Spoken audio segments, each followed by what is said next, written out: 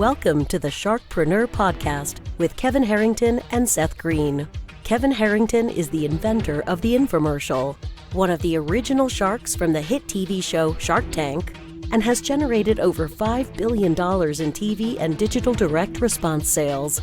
Seth Greene is the world's first trusted authority on cutting-edge direct response marketing, a best-selling author, and the only 3-time Marketer of the Year nominee. On the podcast, Kevin and Seth interview sharkpreneurs who share straight talk on what it takes to explode your business. Why do so many businesses struggle while others seem to explode overnight? Do you wish you had the secret to this type of exponential growth? Now, I've scaled more than 20 businesses to over $100 million, and it's not just luck. In my new book with Mark Tim, Mentor to Millions, you'll learn the repeatable framework I use in all my business ventures for massive success. Order at kevinmentor.com and get over $1,000 in bonuses. Head to kevinmentor.com.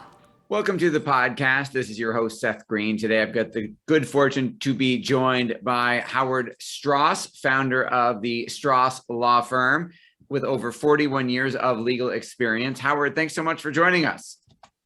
Oh, you're welcome. Well, let's go back in time a little bit. How did you decide, what inspired you to become a lawyer in the first place? A man by the name of Horace Adams. And believe it or not, the name of the town was Paw Paw, Michigan. And I lived in a little rural town growing up in a farm. My parents passed away, so his law firm settled the estate. But the lawyer I was working with was a fairly young man in his 30s and early 30s at that. And I kept on seeing someone who was quite a bit older. And of course, when you're in your early 20s, I guess everybody looks quite a bit older. Very true. In any event, he really looked quite a bit older. And after a while, I was there several times. I said, "Who is the man?" I was inquisitive. He said, "Oh, that's Horace Adams. He's the founder of our firm." I says, "My God, how old is he?" He says, "Well, he's 93. Wow. And when he said that, I had to go talk to him. I just had to find out, why was he still practicing law at 93 years old? And he was a delightful man, and he was very inspiring, actually. We talked for about 15, 20 minutes. And I started thinking, well, there must be something to this. Maybe I ought to look into law school. That's why I got started. That is absolutely incredible. And then how did you wind up tell us the area of specialization you're in, and how did you end up there? Well, I focus mostly on real estate or matters associated with real estate. There may be business people that are investors and they have a business. We may be doing business planning, but there's a lot of real estate. At least the clients that I deal with tend to have either one gigantically expensive piece of real estate, or usually it's many, because they're either developers or they're investors or both, and they don't flip, they hold the property. So that's the type of work I do mostly, or elements of that. Sometimes we get counsel from other states, and we act as local counsel for closings when there's businesses like that too. But our office, the big main areas would be real estate, almost anything connected with it, mostly commercial or matters associated with commercial. We do residential. Most of that comes out of the estates. We settle estates. We do estate planning. And when you do estate planning, you almost by necessity do the settling of that estate, or at least sometimes we do a settling of estates we never planned at all. Actually, we do that quite frequently. Okay. And then a special thank you before we dive any further to Robert Lehman, financial advisor, who connected us. Now, what are some of the most common mistakes people make when dealing with that area of law in their life that you're helping them solve or avoid? Well, they either sign something and then send it to me and ask me if it's okay. But of course, by that time, it's too late. Unless they haven't sent it off to the party that's also involved. But that happens with great frequency. For some people, I don't know why to do it, but once it's signed and they send me this contract and they say, well, would you close this out? And what do you think about it? And well, I can tell them, but I mean, oh, well, we better change this or we better change that. Well, it's too late. And sometimes the clients, most of the time, those are not made by, when you got professional investors, guys that have been doing real estate investing, or they've been dealing with real estate for years, they don't do things like that. But you'll have someone who rarely does that, and they're very good at what they do. They just don't do that. So my best advice is to, it depends, of course, what you're doing. But if we're talking about the sale of a business, it needs to be, well, it depends. Of course, there's all kinds of ways to either sell the business or transfer it to maybe a family member or something like that, where it's going to be involved in a lot of estate planning. But that needs to be started way ahead of, gee, dad's real sick and I don't think he's going to make it. Absolutely. I mean, I don't mean days or weeks. I'm talking about years. If one is thinking about doing something with their business, of course, they should be thinking about that the moment that they start the business, as to when are they going to end it and how are they going to end it and what's that going to look like. And I know that sounds pretty fanciful, but it's really a good idea, or at least have a rough idea of how that's going to be done. But when it comes time that they're going to transfer it to a family member or members or sell it, that conversation needs to be started about 2 years before they want to close. Ideally, never happens, but ideally, that's what they wait until two weeks, if I'm lucky, and then we have to put it off because we just can't get it done in that period of time. Right. That makes a lot of sense. What are some of the biggest misconceptions when it comes to what you do? People will use, when they use terminology like, well, you got to shuffle some papers, and this is some paperwork. That's sort of a code, meaning, oh, there's just a few documents and it's no big deal. Well, maybe that's conceivably possible. We have had businesses that were purchased in all cash, and the negotiations were quite straightforward and routine. I wish, for all my clients' sake, that was always the case. But actually, that's the exception, not the rule. There's a lot of components. As an example, the person has the business component, but they have employees. You got to keep the employees happy. When you're selling a going business, if all of a sudden, and this has happened to a couple of my clients when they were trying to do this just with a business broker, the employees got up and just left. He didn't have a business anymore. I mean, it was tough. He finally got some of them to come back, but that has to be handled very delicately, or employees get very nervous. And it can be done. Of course, it's done all the time, but you have to be aware of that. And the other time, you just need. It doesn't take the selling brokers will say, "Oh, this won't take long." And they're salespeople. They're trying to get a sale done. They get paid very handsomely, usually, when the thing closes. So it's to their interest to speed things up.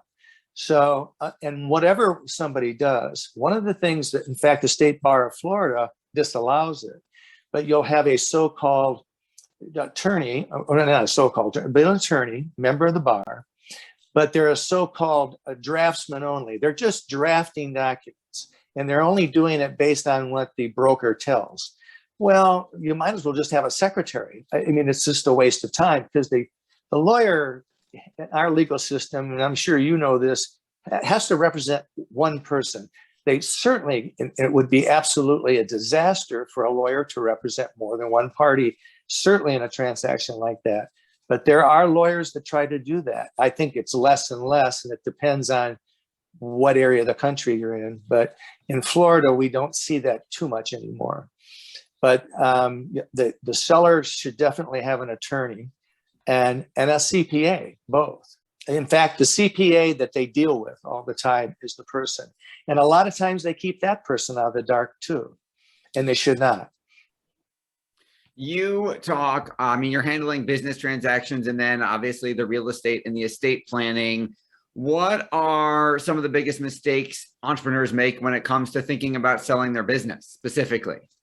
Well, the biggest mistake, looking at the 40,000 foot view, would be they don't think about it. And they wait to the last minute and they naively, and I don't mean this bad as it sounds, but they're naive. They don't understand what's involved. Even a fairly small business, say 20, 25 employees, been around 25, 30 years, having a nice looking bottom line, but they own their own building as an example. Well, big question right there. Just if this is merely an example, what are you going to do with that building? Are you going to keep it and rent it?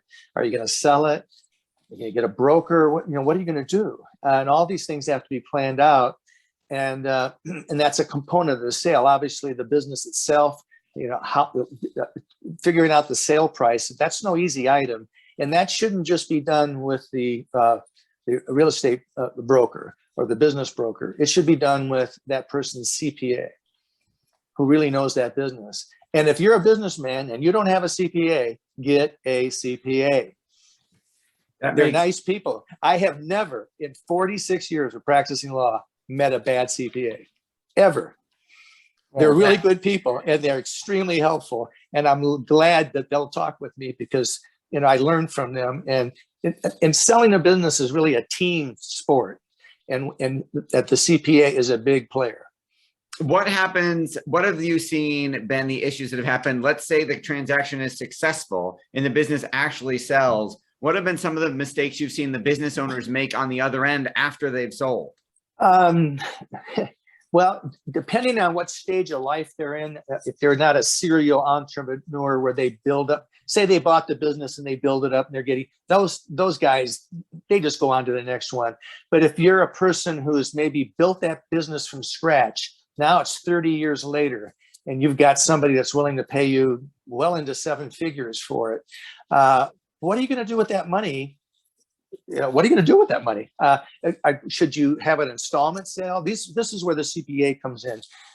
What's the best way to efficiently deal with this in terms of taxes? Not to avoid tax, just, there's been many court opinions that say that a taxpayer has almost a duty to himself or herself to pay as little tax as possible, as long as it's lawful. So that's certainly a focus that has to be. But if you get a big bunch of money in all of a sudden, most folks aren't used to having $2 million, $3 million, $4 million in their accounts. And so you better get with your financial advisor well before that and figure that one out. The person that you've been working with, hopefully for a long time, and you trust that individual, and the CPA would probably be part of that too. The lawyer can figure out, I'm not an investment advisor, but I can figure out how to protect the money. And that's important. And because there's all kinds of people out there that want to take your money. Amen to that. Now, you've achieved quite a bit of recognition in your field. You've been listed as one of Tampa Bay's top lawyers for the past 15 years. You've been named a super lawyer by your peers 1, 2, 3, 4, 5, 6, 7, I think 8 different times. What do you think accounts for that? I am a little surprised by that because I didn't even think I'd be able to get into law school, let alone college. So I don't know. I guess I just work at it. I do. And I know this is going to sound corny, I suppose, but I really like what I'm doing. And I particularly like real estate or things associated with real estate. And for some, even when I was a young guy, before I even went to, or when I was in undergrad school, I kind of liked real estate and the things associated with it. And I've just carried that through even in undergraduate school. I took some courses in real estate, certainly in law school, but I started in a rural law firm in Michigan, and we did a lot of real estate. That's all I've ever done the entire time I've been an attorney. I even worked for a real estate developer, a very well-known one in this area, for 4 years. And that was kind of like going to grad school for 4 years and getting paid nicely for it. And so I guess all that counts up after a while. But I never really paid much attention to it until one day my sister walks out when she has a Super Lawyers magazine in her hand, and she says, "You should be listed in this." And so she's looking through it, and she looks down and she looks up and she says, "You are." And I didn't even know what the heck Super Lawyers was. So they're a pretty honest organization. I think they don't label you as such just because you bought an ad in there. Reuters is the company I think that's behind it. All right. So I hope I answer your question. I'm rambling on about that. It's hard to talk about yourself. I don't know. I just like what I do, and hopefully that it comes across. And I try to do because I started business from scratch twice, and both were successful. One was in Michigan, and when I left, it was a successful law practice. Now the two lawyers, one is retired now, the other's passed away. So in any event, I can empathize with my business clients, particularly those that started a business from scratch. I really understand what they've gone through, and what at times there's what we're all doing now. Try to hire somebody today. It ain't easy. It's tough. Amen to that. You would think with all the people saying, hey, where are the jobs? You think, hey, the jobs are there. They're not the right people are showing up.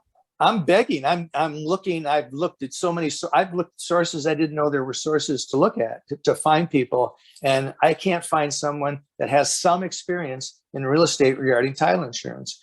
If you're out there, I'd love to hire you. So. All right. Well, we'll let everybody know that. Your passion is obvious. What do you like best about what you're doing? The people interaction. This stuff. I mean, this is the ice. This is the frosting on the cake. But I like interacting with people, getting to know what makes them tick, learning from them in many cases. I've got some pretty sharp, smart, intelligent clients, and they've taught me a lot over the years. So I kind of like that. I like to learn. That's why I continue to practice law. I'm deathly afraid of stopping the practice. I've seen too many of my lawyer friends who have stopped practicing and then they die 6 months later. And I decided I don't like that plan, so I'm just going to continue to practice law. So. That is a good plan. How are clients finding you? Oh gosh, it's amazing. You can be advertising like crazy in a blog or doing things with videos, and say you're doing it and focusing on real estate, and I'm getting business in estate planning and business planning. So I'm focusing on that one day and I get the business in from real estate. I've never understood that, but its exposure, we do have a website, and we are on multiple websites, the big portals like lawyers.com and Martindale Hubble and others that rate lawyers, and they have Avo is another one. But we also do, or I do mostly public speaking. Don't do too many things like this. But over the last year or so, I've done a couple, and actually I kind of like this. This is nice, so, and then on your podcast, I want to thank you very much for the invitation. I appreciate the opportunity to talk with you, and then anybody else that wants to listen to this. It's a privilege really to do this type of stuff. Well, we appreciate your time. Quick legal disclaimer: you are in the state of Florida, so everything we've talked about, I haven't asked too many specific legal questions, but seek counsel if licensed in the state where you are. If you're not in Florida and you're watching or listening to this, we greatly appreciate your time. Special thank you again to Robert Lehman, financial advisor, for introducing us. Howard, what is the best place for our folks to find you and learn more? You've got a ton of amazing resources available. Well, our website is strosslaw.com, STROSSLAW. And of course, you can always send me an email. It's easy to remember. My first initial is H, Howard, and it's Stross at StrossLaw.com. And it's one of the best piece of advice I could get is just don't choose a lawyer because your brother-in-law Harry told you it was a good idea, unless of course Harry's a lawyer or a CPA or something, or maybe a financial advisor that's worked with that person. Be careful. You want to ask the lawyer, how many of these deals have you done before? What's your background? This is not for everybody to do. Because there's a lot of wheels, there's a lot of moving parts when you're selling a business, and it can be intense. It's kind of like when I was in the Navy. It's hurry up and wait all the time. You have putting out little crises here and there, but it is well worth it, and it's thrilling to see one of these close, because the look on the person's face is the seller I'm talking about, of course, is actually the buyers too. It's really amazing. They just are thrilled that this is done, and they've actually consummated something they just thought was a dream maybe only a few short months ago. So I get a big kick out of that. All right, absolutely. Well, this has been Seth Greene here with Howard Stross from StrossLaw.com. Howard, thanks again for joining us. Thank you, everybody, for watching or listening. We will talk to you or see you next time. Thank you, Seth. Do you need money to fund your idea, product, or service? Are you ready to take your business to the next level but need capital to get it done? Kevin Harrington has heard more than 50,000 pitches and knows how to help you make the perfect pitch to get the funding for your entrepreneurial dream. He's distilled the process down in his perfect pitch cheat sheet, and it's yours for free. Just text PITCH to him right now at 727-888-2100. Text PITCH to 727-888-2100 right now and claim your free perfect pitch cheat sheet. Text PITCH to 727-888-2100 to start funding your dream today. This show has been produced by Market Domination, LLC. To discover how you can have your own show completely done for you and turn it into a real published book and become the authority in your marketplace, go to www.marketdominationllc.com/podcast offer.